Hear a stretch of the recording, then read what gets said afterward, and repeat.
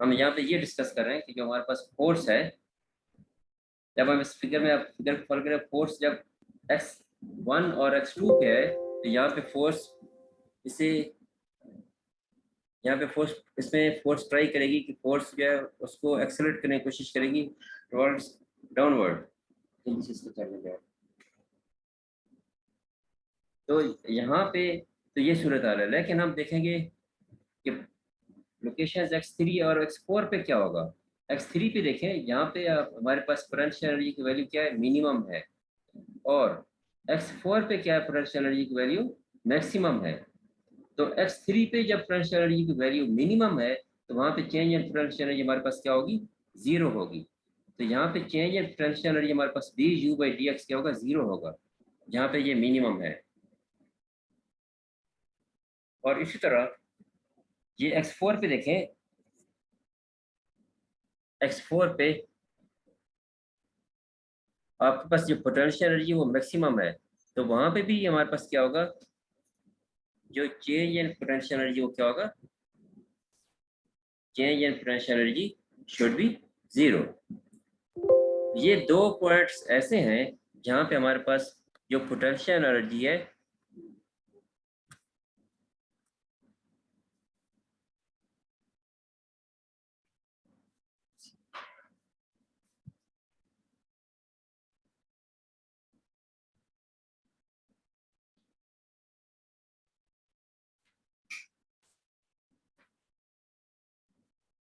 x3 और x4 पे हमारे पास पोटेंशियल एनर्जी जो है वो जीरो है, change in potential energy zero है। ये सबको क्लियर हो गया? अगर किसी को यहाँ पे क्लियर नहीं तो पूछ सकते हैं। x3 और x4 पे आपके पास पोटेंशियल एनर्जी जीरो है, लेकिन यहाँ से जब आप हम चेंज इन पोटेंशियल एनर्जी करेंगे तो वो हमारे पास क्या होगी, चेंज इन पोटेंशियल एनर्जी वो हमारे पास जब x3 पे हम x3 पे ऑब्जेक्टिव हमारा है उसके लेफ्ट या राइट, जब हमारा ऑब्जेक्ट मूव करेगा लेफ्ट या right along x axis move करेगा, फोर्स से मूव कराने की कोशिश करेगी, तो फिर क्या होगा, हमारे पास जो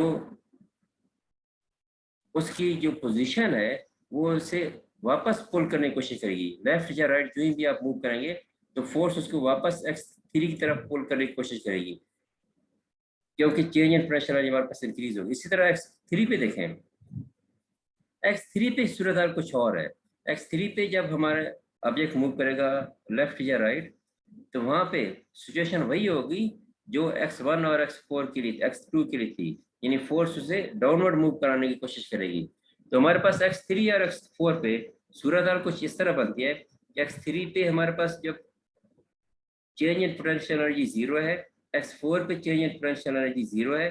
change in potential energy zero basically ये इक्विलिब्रियम कंडीशंस को डिफाइन कर रही है। जब ये हमारे पास चेंज इन पोटेंशियल एनर्जी इन दोनों लोकेशंस पे जीरो आ रही है तो हमारे पास ये जीरो होने की वजह से ये हम इसे कह सकते हैं कि हमारा जो बॉडी है वो क्या है, इक्विलिब्रियम पे है। बॉडी क्या है, इक्विलिब्रियम पे है। अब यहाँ हम यहाँ से देखते हैं कि x3 पे हमारे पास जो, अगर हम उसका सेकंड डेरिवेटिव लें, सेकंड डेरिवेटिव का मुराद है कि हम उसे वहां से मूव कराने की कोशिश करते हैं। जब मूव करेंगे तो d²u/dx² that will be positive and u is हमारा पोटेंशियल एनर्जी वहाँ पे क्या है, मिनिमम है। देखिए वहाँ पे पोटेंशियल एनर्जी x3 पे हमारे पास फिगर में क्या है, मिनिमम। ये दोबारा मैंने यहाँ पे रिप्लॉट की हुई है फिगर, x3 पे पोटेंशियल एनर्जी मिनिमम है और यहाँ पे change in potential energy zero है। लेकिन यहाँ से अगर हम उसे दोबारा चेंज करते हैं, यानी चेंज इन पोटेंशियल एनर्जी जो जीरो है उसे दोबारा चेंज करते हैं, वो क्या होगा, d²u/dx² that will be positive. और हमारा इक्विलिब्रियम यहाँ पे हमारे पास फोर्स जो प्रोड्यूस होगी वो वापस उसे इसी x3 की टुवर्ड्स जो मूव कराने की कोशिश करेगी। तो इस तरह ये हमारे पास हमें ये स्टेबल इक्विलिब्रियम प्रोवाइड करेगा, यानी x3 पे जो ऑब्जेक्ट है उसका इक्विलिब्रियम क्या होगा, स्टेबल इक्विलिब्रियम। लेकिन x4 पे कुछ और है, x4 पे du/dx is equal to zero है, उसे हम दोबारा फर्दर उसमें चेंज करेंगे तो वहां पे हमारे पास ये चेंज होगी, वो क्या होगी, नेगेटिव होगी, क्योंकि राइट या लेफ्ट एनर्जी क्या होगी, डिक्रीज होगी। x3 पे देखें ना, लेफ्ट या राइट हम जब पोटेंशियल में सेकंड चेंज करते हैं तो क्या होती है, इंक्रीज होती है। इसीलिए वो क्या थी, d²u/dx² क्या था, पॉजिटिव। लेकिन x4 पे जब हम फर्दर चेंज करते हैं तो हमारे पास चेंज इन पोटेंशियल एनर्जी यानी D square by D x square वो क्या होगा, राइट से लेफ्ट क्या होगा, वो डिक्रीज होगी पोटेंशियल एनर्जी, तो वो फिर D square by D x square क्या होगा, नेगेटिव होगा। तो फिर क्या है, x4 पे D square you by D x square negative है, और ये पहले ये कहता है कि यहाँ पे पोटेंशियल एनर्जी क्या थी, मैक्सिमम थी। तो फिर यहाँ पे जो इक्विलिब्रियम होगा वो क्या हो जाता है, अनस्टेबल होता है, क्योंकि फोर्स उससे डाउनवर्ड मूव कराने की कोशिश करेगी, तो ये इक्विलिब्रियम क्या होगा, अनस्टेबल इक्विलिब्रियम। तो मैं दोबारा रिपीट कर देता हूँ, इन दोनों को डिफरेंशिएट कर देता हूँ कि x3 पे और x4 पे दोनों पे एक सिचुएशन सेम है कि D you by D x क्या है, जीरो है, D you by D x zero है। अब अगली बात क्या है कि x3 पे जो पोटेंशियल एनर्जी मिनिमम है, x4 पे पोटेंशियल एनर्जी क्या है, मैक्सिमम है। तीसरी बात क्या है कि x3 पे जो है सेकंड चेंज है D square you by D x square वो क्या पॉजिटिव है, राइट से लेफ्ट पॉजिटिव होगी, और x4 पे क्या होगा, सेकंड चेंज है D square by D x square वो क्या होगा, वो नेगेटिव होगी। और चौथी बात क्या होगी कि x3 पे क्या होगा, इक्विलिब्रियम स्टेबल इक्विलिब्रियम होगा, और x4 पे क्या होगा, इक्विलिब्रियम अनस्टेबल इक्विलिब्रियम होगा। तो ये चीज यहाँ पे आपने देखनी है। अब अगली बात ये है कि हम किनेटिक एनर्जी को भी आप यहाँ पे डिस्कस कर सकते हैं। If the object is moving then it's kinetic energy is positive, यानी जब भी ऑब्जेक्ट मूव करेगा उसकी किनेटिक एनर्जी क्या होगी, पॉजिटिव होगी। और जब किनेटिक एनर्जी पॉजिटिव होगी तो फिर टोटल एनर्जी जो है वो किनेटिक एनर्जी और पोटेंशियल एनर्जी दोनों का क्या होगा, सम होगा। तो फिर पोटेंशियल एनर्जी क्या होगी, टोटल एनर्जी से स्मॉल होगी, या पोटेंशियल एनर्जी क्या होगी, टोटल एनर्जी पोटेंशियल एनर्जी से ग्रेटर होगी। लेकिन अगर हमारा ऑब्जेक्ट रेस्ट पे है तो फिर total energy will be equal to potential energy के। यहाँ पे हम कोई एग्जांपल ले लेते हैं, ऑब्जेक्ट दोबारा इस थोड़ा सा डिटेल में डिस्कस करते हैं।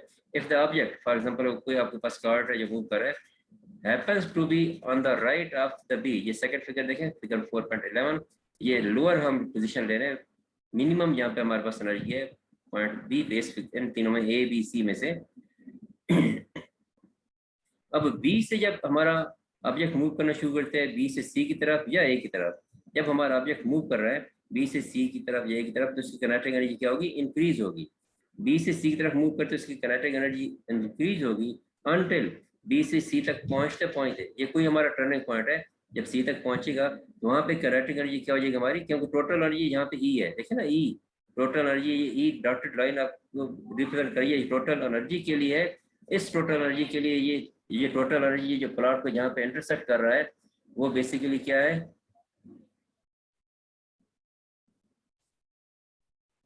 ये टोटल एनर्जी जहाँ पे इंटरसेक्ट कर रही है इस पाथ को, वहां पे क्या होगा, टोटल एनर्जी विल बी, ये मैकेनिकल एनर्जी है, काइनेटिक एनर्जी और पोटेंशियल एनर्जी का सम है।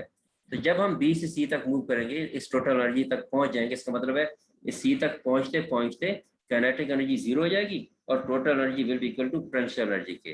लेकिन बी से सी के दरमियान कोई भी लोकेशन है तो वहां पे जो टोटल एनर्जी है वो काइनेटिक पोटेंशियल एनर्जी का क्या होगा, सम होगा। तो सी से यहाँ से फिर ये देखने मैंने रेड लाइन से लिखा है कि यहाँ पे पोटेंशियल एनर्जी और मैकेनिकल एनर्जी ऑप्शन क्या इक्वल है एट टर्निंग पॉइंट सी।